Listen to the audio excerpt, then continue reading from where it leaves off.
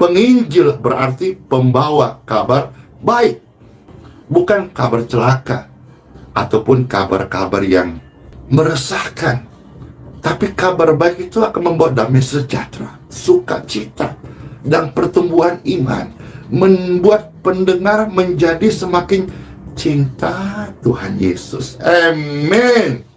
Termasuk juga kabar yang dibawa oleh 3 pendeta yang datang mengunjungi hambanya Pastor Andi Simon di Geraha YHS Balikpapan sekitar bulan Februari lalu.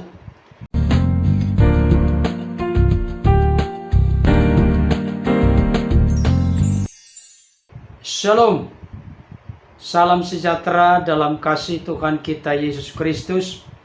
Jumpa kembali dengan saya, dan pada kesempatan ini saya rindu untuk membahas satu topik yang sangat penting dan menarik.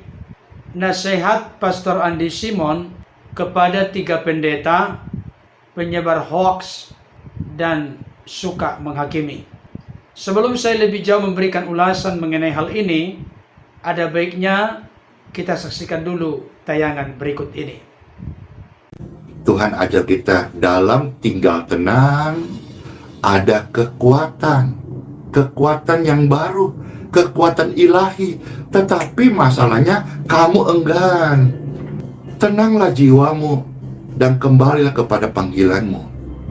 Kita dipanggil bukan untuk penyebar hoak, bukan untuk perpecahan, bukan untuk menghakimi.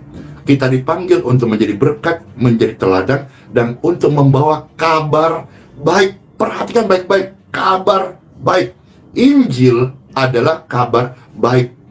Penginjil berarti pembawa kabar baik, bukan kabar celaka ataupun kabar-kabar yang meresahkan.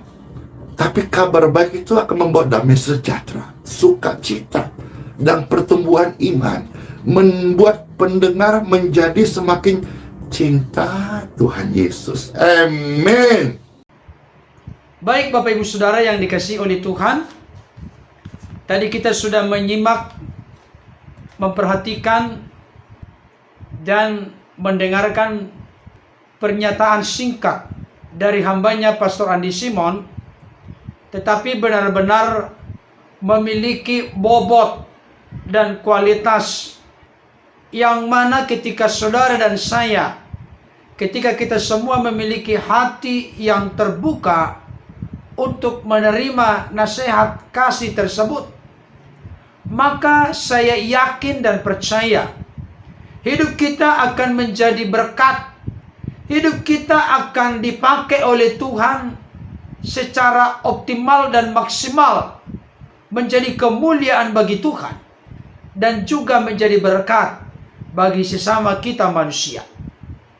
Bapak Ibu Saudara yang dikasihi oleh Tuhan, beliau tadi mengatakan kita perlu dalam menjalani hidup ini supaya memiliki ketenangan. Kenapa hal ini menjadi penting? Karena kalau kita memiliki ketenangan, maka kita akan mendapatkan kekuatan. Firman Tuhan berkata di dalam Yesaya pasal 30 ayat 15. Demikian bunyinya, sebab beginilah firman Tuhan Allah yang Maha Kudus, Allah Israel, dengan bertobat dan tinggal diam, kamu akan diselamatkan. Dalam tinggal tenang dan percaya terletak kekuatanmu. Saudaraku dikasihi Tuhan, di bagian terakhir dari firman Tuhan ini jelas berkata, dalam tinggal tenang dan percaya terletak kekuatanmu. Saudaraku yang dikasihi Tuhan, jangan sampai kita dalam perjalanan hidup ini kerasa krusuk.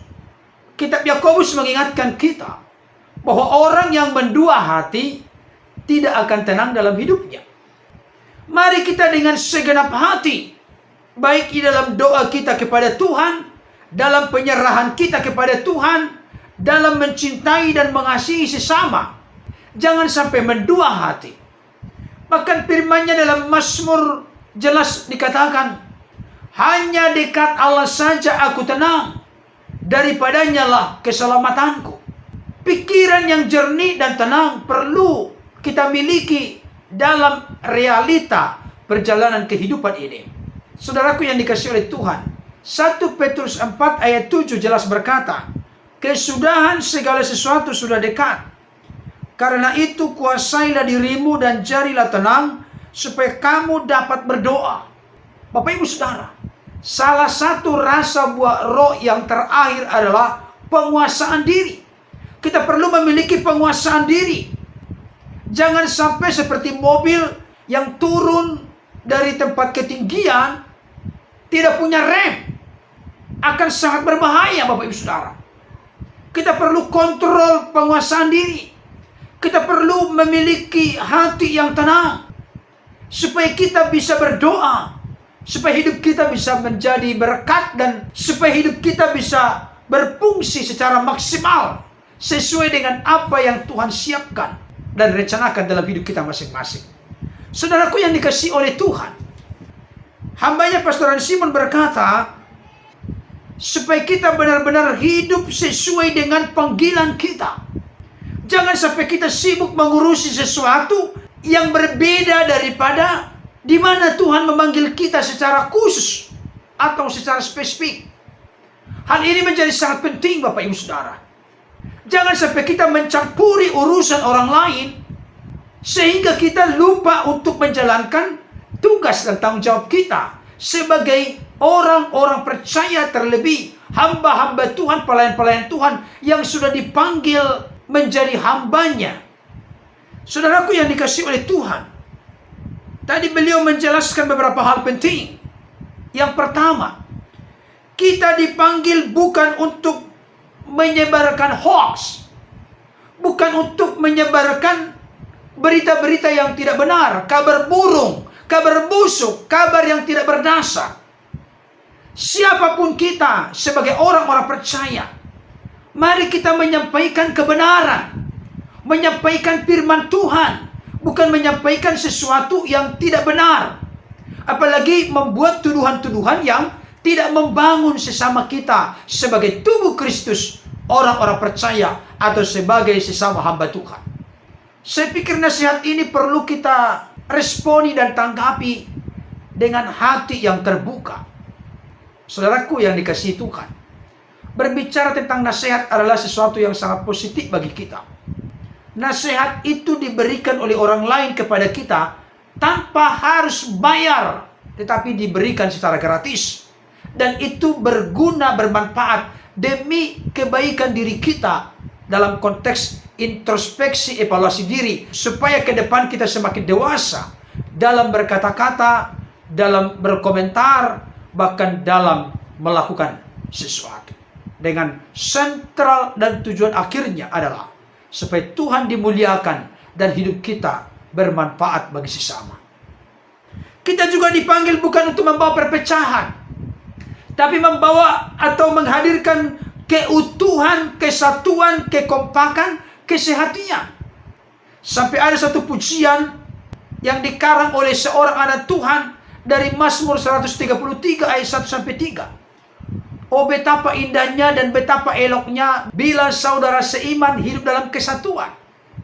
Sebab kesanalah Tuhan memerintahkan berkat kehidupan selama-lamanya. Saudaraku ini kasih Tuhan, Yesus berkata dalam khotbah di bukit, dari salah satu ungkapan bahagia yang disebutkan oleh Yesus adalah, berbahagialah orang yang membawa damai, karena mereka disebut anak-anak Allah. Mari kita datang bukan membawa perpecahan, perselisihan, pertengkaran, permusuhan, kebencian, kemarahan. Mari kita datang sebagai terang dan garam, saksi Kristus yang terbuka. Melalui tutur kata kita, melalui hidup kita, orang lain kagum, takjub, terpesona kepada pribadi yang kita sembah. Kita dipanggil untuk membawa damai, Bapak Ibu Saudara, bukan membawa permusuhan dan perpecahan. Nasihat ini sangat jitu dan luar biasa. Mari dengan rela hati, seperti tanah yang kering disirami air, air itu langsung meresap ke tanah itu. Demikian juga dengan diri dan hidup kita. Mari kita responi, tanggapi nasihat kasih yang disampaikan hambanya Pastor Andi Simon. Kita dipanggil bukan untuk menyebarkan hoax. Kita dipanggil bukan untuk menghadirkan perpecahan. Kita dipanggil bukan untuk menghakimi. Karena hanya satu hakim kita yang adil, yaitu Tuhan Yesus Kristus. Biarlah keunikan atau perbedaan karunia yang Tuhan berikan kepada masing-masing kita untuk saling melengkapi satu dengan yang lain dalam membangun tubuh Kristus menuju kedewasaan dalam Kristus. Amin, saudaraku. Di sisi lain, hambanya Pastor Andi Simon menegaskan, kita dipanggil untuk menjadi berkat. Amin. Nenek moyang kita, Bapak Abraham, dipanggil untuk diberkati dan untuk menjadi berkat. Sering saya contohkan berkaitan dengan hal ini. Janganlah kita menjadi seperti laut mati, tapi jadilah seperti danau Galilea. Artinya, laut mati hanya menerima asupan air, tapi tidak pernah memberi kehidupan kepada makhluk lain. Tidak ada ikan yang bisa hidup di laut mati karena kadar garamnya sangat tinggi. Tapi laut mati menerima asupan air dari hujan. Tapi laut mati tidak memberikan sesuatu yang berharga dan berarti bermanfaat kepada makhluk lain. Ada banyak orang Kristen seperti ini, Bapak Ibu Saudara. Hanya rindu menikmati kasih Tuhan, hanya rindu diperhatikan, ditolong, didoakan, dan lain sebagainya. Tapi tidak pernah dari dirinya untuk memuliakan Tuhan, untuk menjadi berkat bagi sesama. Saudaraku dikasih oleh Tuhan. Ada seorang sahabat saya, sekaligus menjadi seorang bapak bagi kami, yang terus mensupport, mendukung pelayanan kami, bahkan juga yang terus menunjukkan kasih kepada kami. Karakternya begitu mulia, penuh dengan kasih, suka berbagi. Jabatannya sebagai seorang direktur teknik. Sebetulnya saya mau menyebutkan namanya, tapi beliau barangkali tidak setuju. Karakternya begitu luar biasa, saudaraku. Bukan seorang sarjana teologi, bukan seorang evangelis, pendeta, guru sekolah minggu, tidak. Tapi tutur katanya menjadi berkat, yang menjadi contoh teladan panutan bagi saya sebagai seorang pendeta secara pribadi. Kehadirannya membawa berkat. Tingkah laku, tutur katanya membawa berkat yang meneguhkan, membangun, dan menguatkan. Mari saudara-saudaraku sebagai hamba Tuhan, jangan kita kalah dengan jemaat. Kalau mereka bisa menebarkan kasih, menunjukkan cinta yang tulus, maka kita harus lebih lagi, karena kita disorot dari berbagai segi kehidupan. Saudaraku yang dikasihi oleh Tuhan, hambanya Pastor Andi Simon kembali menegaskan, kita dipanggil menjadi contoh, teladan, dan panutan.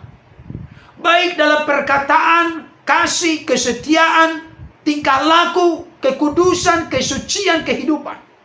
Ini menjadi sesuatu yang penting untuk kita hidupi, dan sekaligus menjadi warna dalam seluruh eksistensi hidup kita. Beliau juga kembali menegaskan kita dipanggil untuk membawa kabar baik. Evangelion, kabar sukacita, kabar yang menggembirakan, kabar yang membawa keteduhan, yang membangun, meneguhkan, menguatkan, menolong, mempedulikan, memberkati, dan lain sebagainya. Amin, saudaraku. Jadi seorang penginjil adalah seorang yang membawa kabar baik. Bukan kabar celaka. Bukan kabar yang meresahkan. Bukan kabar yang membawa kekhawatiran, ketakutan, kecemasan.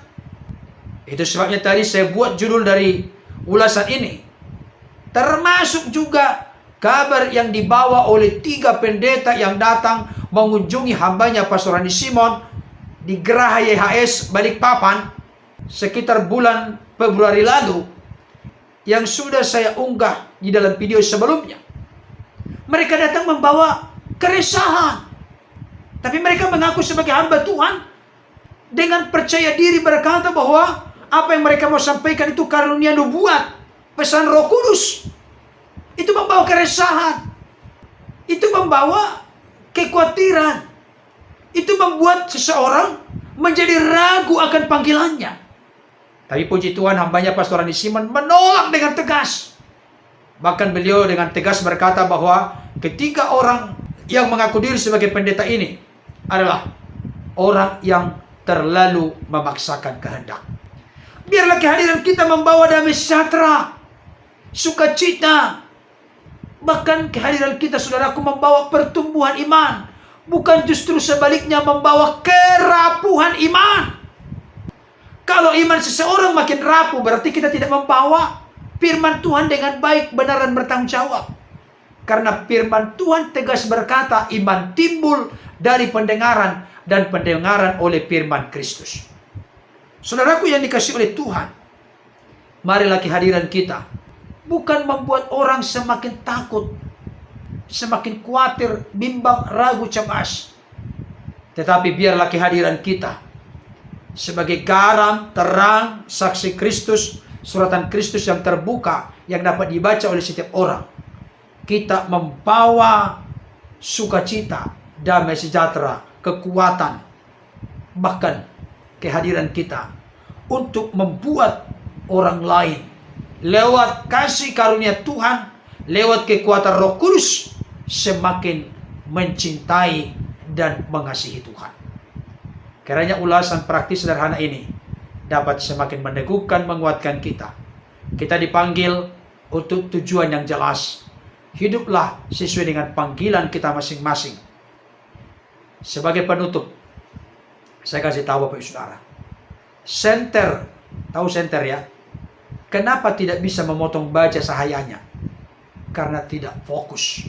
Tapi coba, sinar X bisa menembus tembok, bisa memotong baja yang kuat. Oleh karena sinar X fokus. Artinya, kalau kita fokus hidup sesuai dengan panggilan kita, maka kita akan berfungsi efektif, efisien, optimal, dan maksimal. Oleh karenanya, janganlah kita sibuk mengurusi urusan orang lain. Marilah kita sibuk melayani Tuhan, mengasihi Tuhan, mencintai Tuhan, dan juga menebar kasih, menjadi berkat bagi sesama kita manusia. Tuhan Yesus memberkati. Haleluya. Amin.